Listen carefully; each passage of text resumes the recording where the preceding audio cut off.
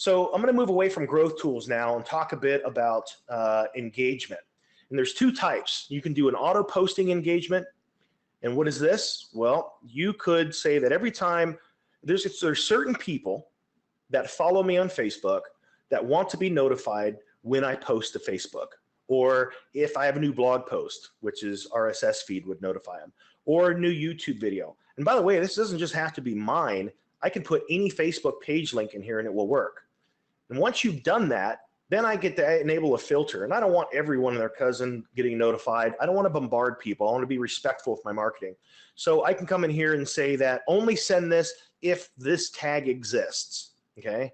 And then if I want to add people to that, I just tag them, all right?